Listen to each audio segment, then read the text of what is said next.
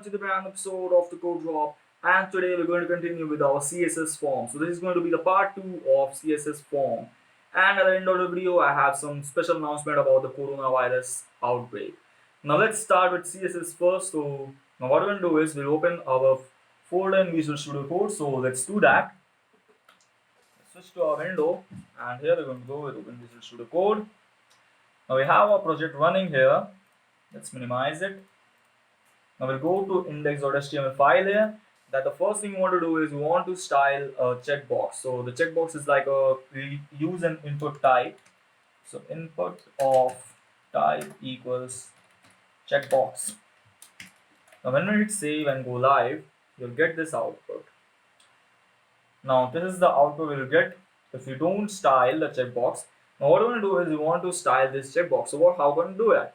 Now to do that, first thing we want to do is we'll remove this for now, and we'll make a division, and the division will have a class of .check.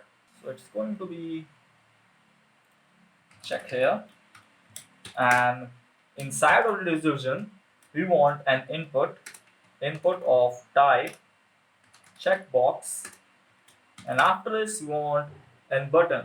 So what we're going to do is the basic idea behind this is that will overlap the button above of the checkbox, and the button will act as a checkbox. It will be styled. So let's do that. Now what we're going to do is we want to add a class here also, and the class of the button is going to be checkmark. So let's add this. Now I can use different class names here. We're going to use checkbox and checkmark because that makes sense. So this is the basic HTML layout you want to do is, so this is the output you get. Now what we want to do is we want to overlap this button over there over the checkbox. So let's do that. We'll do that. We'll go back to our style tag, and in style tag, first of all you want to add the style for check division. Now what we're going to do is we want to set display as block and user select as none.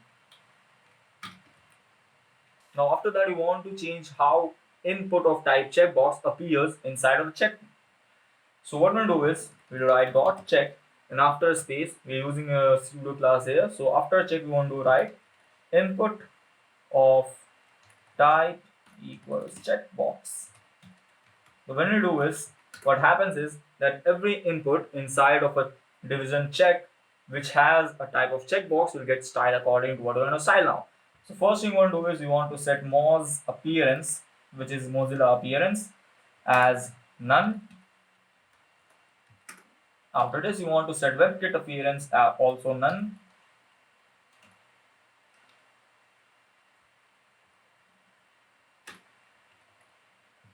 And appearance none. Now once you do that, you can see that our checkbox has disappeared from the site. What we're going to do next is we want to set a Z index for our checkbox, because we want the checkbox to be the top layer of the division. So what will happen is we will actually essentially be clicking on the checkbox, but the display will be on the button. Now let's go above and beyond this, and what to do is we will set a position of absolute, and we'll set a margin of 0 pixels. This means that the checkbox will start from the absolute beginning of the division. After this, we want to do is we want to set a width and height. So let's set a width of 20 pixels and a height of, okay, it's going to be height, and a height of 20 pixels. Now after this, we can see what's happening. So let's just remove this appearance for now, just to see how our checkbox looks now. Now after this, what we want to do is we want to set the cursor as pointer, because we want a pointer to be displayed there. After this, we'll move on to our checkmark, the button of class checkmark. We want to style that. So to do that, let's add checkmark here. And the first thing we want to do is we want to set its color as whatever you want. I want to set it as transparent. So making it transparent will result in the text being transparent. So when we style it on click or on check, so it will get a different shade of the color, and it will actually come and feel like a checkbox. So let's do that first. Now what we'll do is we want to set its Z index as 0. because you want this to be the lower layer of the checkbox. After this, you want to set its display as inline block. After this, we'll set its position as absolute and also its margin as 0 pixels. So again, setting the margin as 0 pixels means that it will also start from the same point as the check mark. Now what we want to do is we want to add a border here. So the border is going to be 1 pixel wide. It's going to be solid and it's going to be of color hash, let's say CCC. Here we go. And we'll remove this border radius here. So we'll set border radius as 0 pixels. And what we'll do next is we want to add height and width for the elements. So height is going to be 20 pixels and width is also going to be 20 pixels. The height and width should be same as the height and width of the checkbox, the check of type input box of input of type checkbox, because we want this to be overlapping each other. Now this was all about this check mark. Now what we want to do is once we enter the check class and when the input is hovered, so input of type checkbox is hovered, what you want to do is we want to set the border.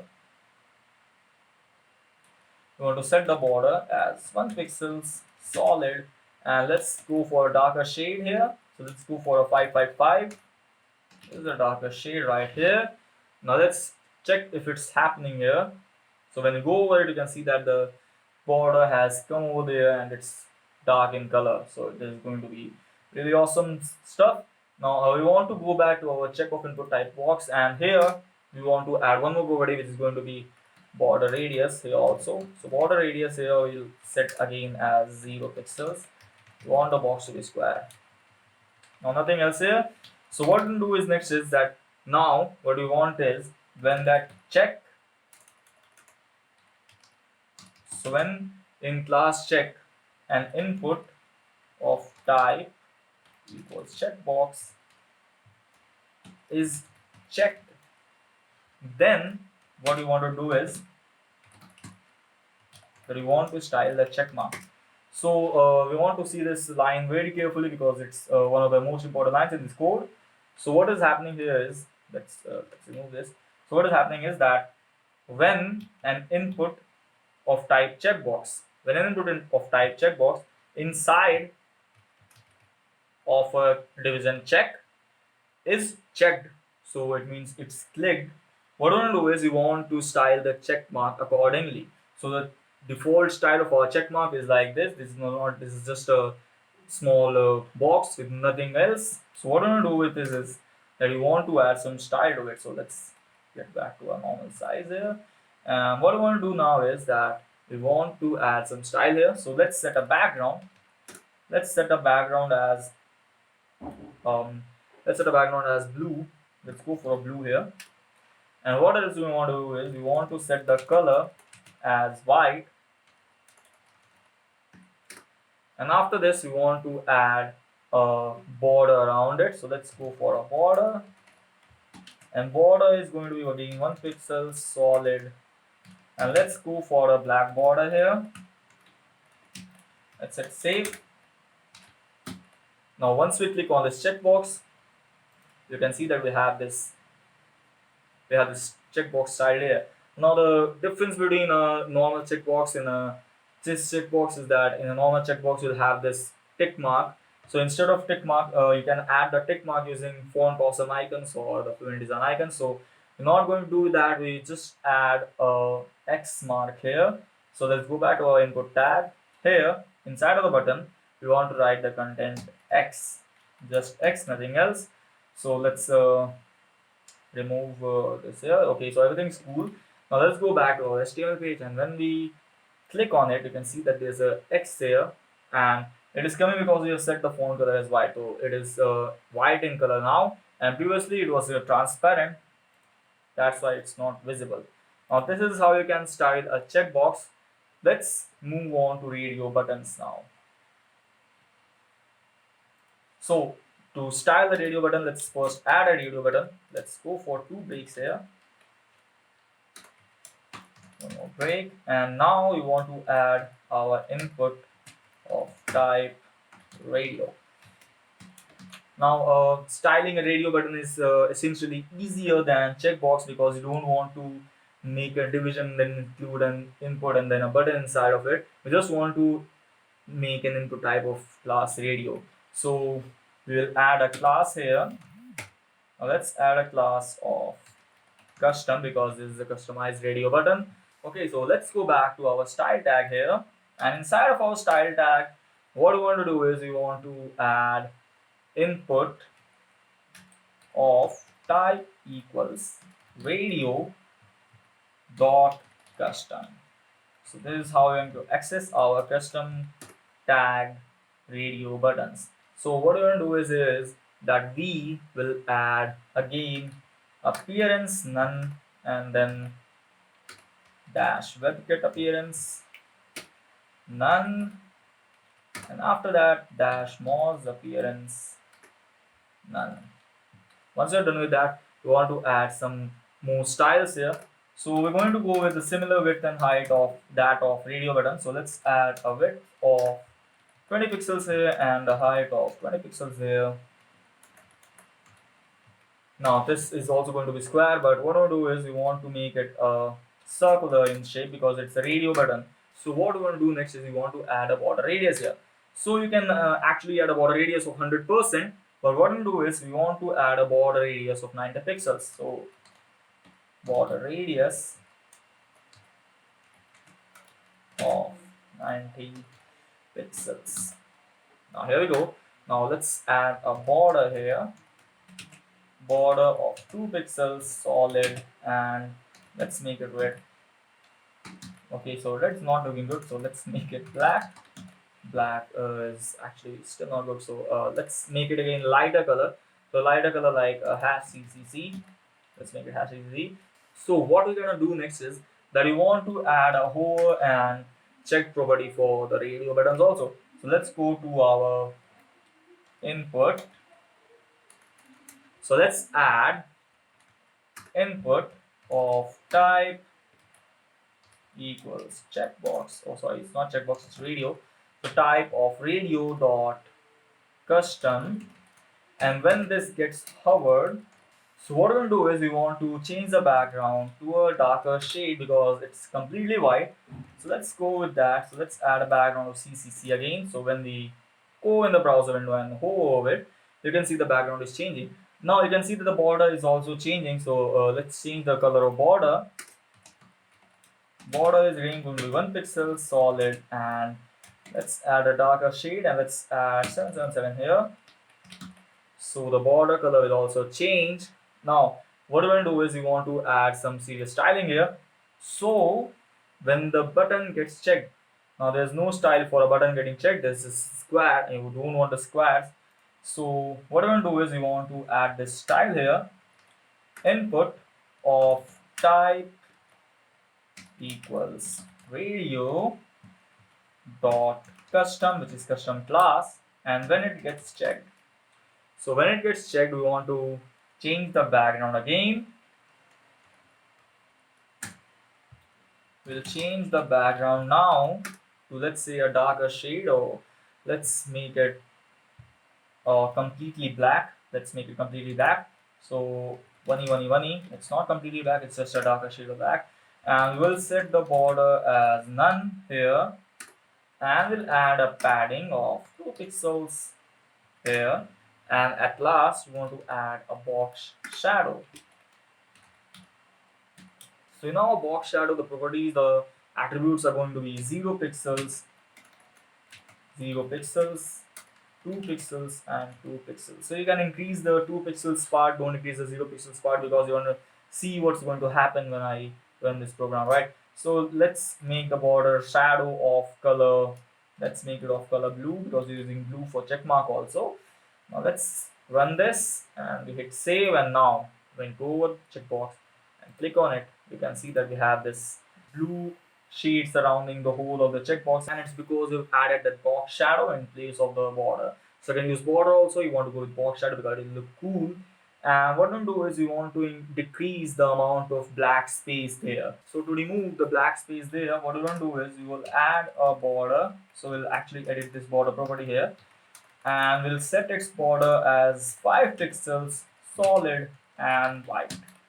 Now let's hit save and click on it. So you can see that we have this really nice shade, and we want to change the color. So let's try a hex color here, which will actually look good.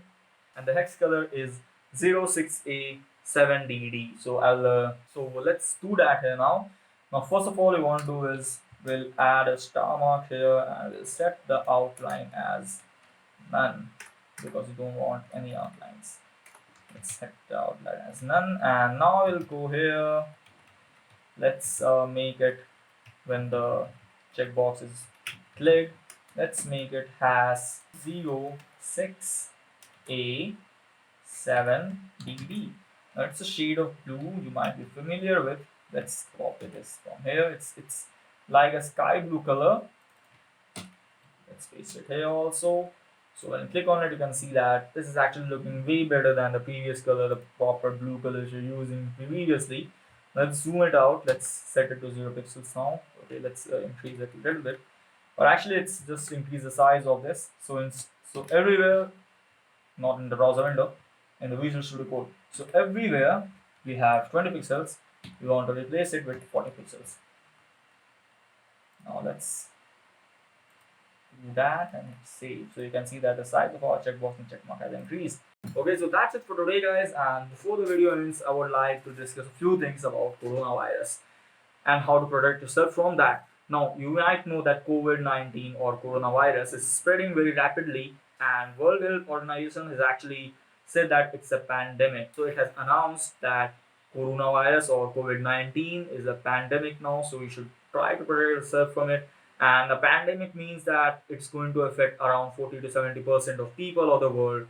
So due to this COVID-19, most of the public gatherings have been banned. It might be the educational work like college and school, it might be the work, it might be the events might be happening around you. So all of them have been cancelled by the government.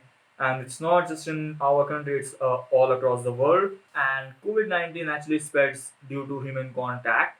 So you might need to follow some preventive measures to protect yourself from that. I'm going to list them all. So the first one is wash your hands properly, okay, and wash your hands as frequently as you can, because washing your hands is going to be the best way you can protect yourself. Now the second thing you want to do is you want to sanitize your phone.